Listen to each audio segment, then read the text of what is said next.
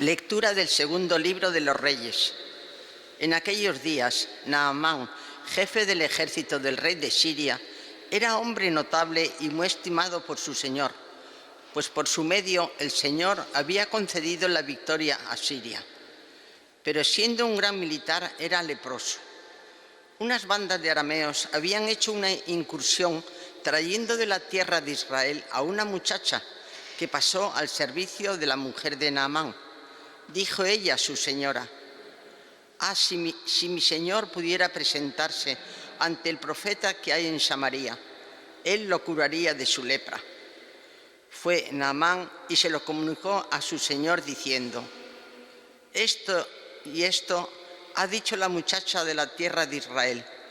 Y el rey de Siria contestó: vete, que yo enviaré una carta al rey de Israel. Entonces tomó en su mano 10 talentos de plata, 6.000 siclos de oro, 10 vestidos nuevos y una carta al rey de Israel que decía: al llegarte esta carta, sabrás que te envío a mi siervo Naamán para que lo cures de su lepra. Cuando el rey de Israel leyó la carta, rasgó sus vestiduras diciendo: ¿soy yo Dios para repartir vida y muerte? Pues me encarga nada menos que curar a un hombre de su lepra. Daos cuenta y veréis que está buscando querella contra mí. Eliseo, el hombre de Dios, oyó que el rey de Israel había rasgado sus vestiduras y mandó a que le dijeran: ¿por qué has rasgado tus vestiduras? Que venga a mí y sabrá que hay un profeta en Israel. Llegó Naamán con sus carros y caballos y se detuvo a la entrada de la casa de Eliseo. Envió un mensajero a decirle: ve y lávate 7 veces en el Jordán. Tu carne renacerá y quedarás limpio. Naamán se puso furioso y se marchó diciendo: yo me había dicho, saldrá seguramente a mi encuentro, se detendrá, invocará el nombre de su Dios, frotará con su mano mi parte enferma y sanaré de la lepra. El Habaná y el Farfar, los ríos de Damasco, ¿no son mejores que todas las aguas de Israel? Podría bañarme en ellos y quedar limpio. Dándose la vuelta se marchó furioso. Sus servidores se le acercaron para decirle: Padre mío, si el profeta te hubiese mandado una cosa difícil, ¿no la habrías hecho? ¿Cuánto más si te ha dicho: lávate y quedarás limpio? Bajó pues y se bañó en el Jordán 7 veces, conforme a la palabra del hombre de Dios. Y su carne volvió a ser como la de un niño pequeño, quedó limpio. Naamán y toda su comitiva regresaron al lugar donde se encontraba el hombre de Dios. Al llegar se detuvo ante él exclamando: ahora conozco que no hay en toda la tierra otro Dios que el de Israel. Palabra de Dios. Te alabamos, Señor. Mi alma tiene sed del Dios vivo. ¿Cuándo veré el rostro de Dios? Mi alma tiene sed del Dios vivo. ¿Cuándo veré el rostro de Dios? Como busca la cierva corrientes de agua, así mi alma te busca a ti, Dios mío. Mi alma tiene sed del Dios vivo. ¿Cuándo veré el rostro de Dios? Mi alma tiene sed de Dios, del Dios vivo. ¿Cuándo entraré a ver el rostro de Dios? Mi alma tiene sed del Dios vivo. ¿Cuándo veré el rostro de Dios? Envía tu luz y tu verdad, que ellas me guíen y me conduzcan hasta tu monte santo, hasta tu morada. Mi alma tiene sed del Dios vivo. ¿Cuándo veré el rostro de Dios? Me acercaré al altar de Dios, al Dios de mi alegría, y te daré gracias al son de la cítara. Dios, Dios mío, mi alma tiene sed de ti. ¿Cuándo veré el rostro de Dios? Tu palabra me da vida, confío en ti, Señor. Tu palabra es eterna, en ella esperaré. Espero en el Señor, espero en su palabra, porque de él viene la misericordia, la redención copiosa. Tu palabra me da vida, Confío en ti, Señor.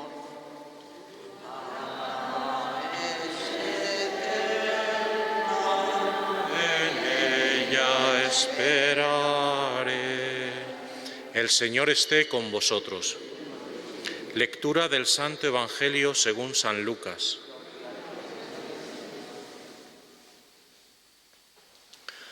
Habiendo llegado Jesús a Nazaret, le dijo al pueblo en la sinagoga: En verdad os digo que ningún profeta es aceptado en su pueblo. Puedo aseguraros que en Israel había muchas viudas en los días de Elías, cuando estuvo cerrado el cielo 3 años y 6 meses, y hubo una gran hambre en todo el país. Sin embargo, a ninguna de ellas fue enviado Elías, sino a una viuda de Sarepta, en el territorio de Sidón. Y muchos leprosos había en Israel en tiempos del profeta Eliseo. Sin embargo, ninguno de ellos fue curado, sino Naamán el sirio. Al oír esto, todos en la sinagoga se pusieron furiosos y levantándose, lo echaron fuera del pueblo y lo llevaron hasta un precipicio del monte sobre el que estaba edificado su pueblo, con intención de despeñarlo. Pero Jesús se abrió paso entre ellos y seguía su camino. Palabra del Señor.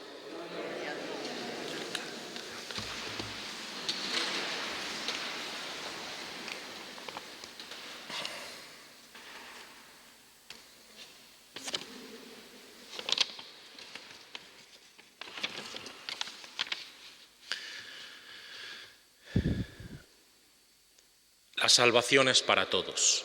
La salvación no es monopolio de un grupo. Este es el fondo del mensaje de la palabra de Dios que hoy hemos proclamado.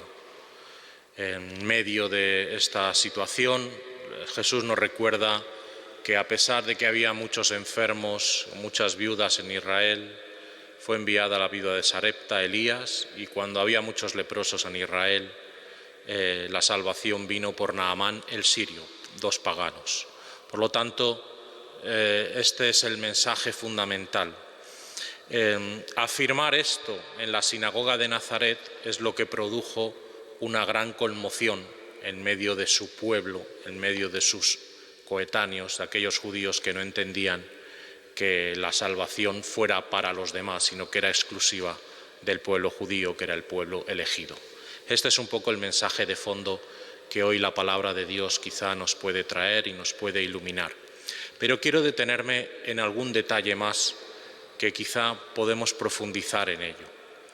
El primero es, me parece a mí, el gran misterio de las mediaciones. ¿Por qué digo esto? Porque para llegar a la curación de Naamán el sirio, del general, intervienen muchas personas. Primero, aquellos que hacen la incursión y llevan a una israelita esclava. La esclava que le comunica el mensaje a la mujer de Naamán, diciéndole es mejor que vaya a presentarse a Israel. La mujer de Naamán que se lo dice a Naamán. Naamán que se lo dice al rey de Asiria. El rey de Asiria que escribe una carta al rey de Israel, que rasga sus vestiduras, y viendo el rasgado o escuchando que había rasgado las vestiduras, Eliseo de alguna manera asume la responsabilidad y va adelante. Por lo tanto, hay muchas personas en la cadena de la mediación para la salvación de Dios. Creer también en este misterio de las mediaciones puede ser bueno, incluso creer que nosotros también formamos parte de este misterio de la mediación y que podemos ser mediadores, canales, cauces, facilitadores para que esta salvación pueda llegar quizá a personas que tenemos cerca, a personas, a nuestros familiares, a nuestros amigos, a los nietos, en definitiva, a personas que también pueden estar buscando una palabra de salvación por parte de Dios, porque también se sienten necesitados de esa curación. Por lo tanto, el misterio de las mediaciones, que en esta lectura se manifiesta tan claramente, con tantos protagonistas que toman ese papel, que juegan ese papel, puede ser una buena clave para fijarnos en ello y nosotros convertirnos en esos mediadores. Y la segunda clave es la de que Dios actúa en la sencillez. Dios actúa en la sencillez. A veces queremos ver prodigios, queremos ver cosas extraordinarias. Los judíos también querían ver signos extraordinarios y sin embargo nos damos cuenta que Dios, la pedagogía de Dios y la lógica de Dios va más bien por las cosas sencillas, por las cosas ocultas. Dios actúa en la sencillez de un portal en Belén, en medio de un establo. Dios actúa en la sencillez del trabajo. Dios actúa en la sencillez de la oración. Dios actúa en la sencillez de la familiaridad. El Papa nos ha recordado en su carta, en su exhortación sobre la santidad, que el secreto de la santidad es hacer extraordinarias las cosas ordinarias, o sea, vivirlas de manera extraordinaria. Y eso es lo que no entendió Naamán. Cuando a Naamán le propusieron bañarse en el río 7 veces, dijo, pero bueno, si nosotros tenemos ríos mejores, ¿por qué me pones solo esto, bañarme nada más? Yo pensé que ibas a hacer un gran prodigio, ibas a invocar a Dios, ibas a pasar la mano por la carne enferma de mi lepra y que se produciría un prodigio y un signo. Y sin embargo le dice, no, vete al río. No solo eso, sino que además ni siquiera se lo dice directamente Eliseo, sino que manda mensajeros. Con lo cual, bueno, entonces este misterio de la sencillez también es una clave para vivir e interpretar nuestra propia vida. ¿Y qué le ocurre a Naamán? Pues Naamán se pone furioso, se indigna, igual que le sucede a los judíos en la sinagoga de Nazaret. Se pusieron furiosos cuando Jesús dijo que nadie era profeta en su tierra y que había puesto los ejemplos de Eliseo y la viuda de Sarepta, ¿no? También se pusieron furiosos, se indignaron en esa circunstancia. Y sin embargo, el profeta Eliseo sencillamente le manda estas cosas sencillas. ¿Qué podemos aprender ahí de esa indignación, tanto de Naamán como de los judíos que estaban en la sinagoga escuchando el mensaje de Jesús en aquel tiempo? Pues que a veces, no solo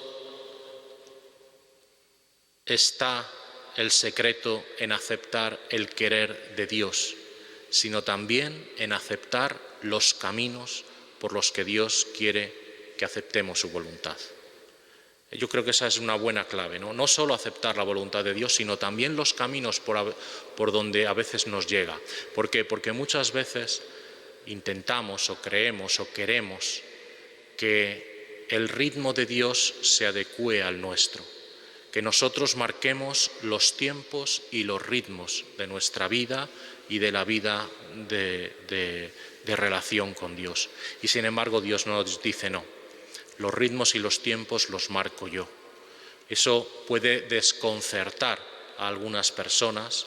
Les desconcertó a Naamán, que él era un general y por lo tanto se indignó porque esperaba ese gran prodigio o esperaba un camino de curación mucho más espectacular. Y sin embargo el Señor le dice, haz la cosa más sencilla. En esta sencillez también nosotros nos podemos preguntar, ¿solamente un poquito de agua sobre la cabeza de un niño y ya forma parte de la Iglesia, es configurado con el misterio pascual de Cristo, le alcanza la vida trinitaria? Pues sí.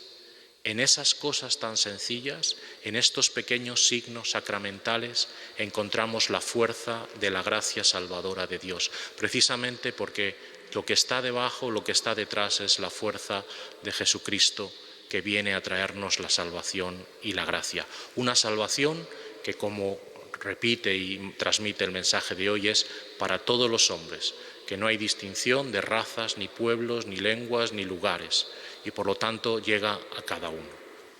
Termino. Al final del pasaje de la sinagoga de Nazaret, todos se enfurecieron, le expulsaron y querían despeñarlo. Y sin embargo, nos dice el Evangelio, Jesús se abrió paso entre ellos y seguía su camino. Parece que quizá es una premonición de aquella otra frase famosa que dice: todo el mundo se aparta ante el hombre que sabe a dónde va.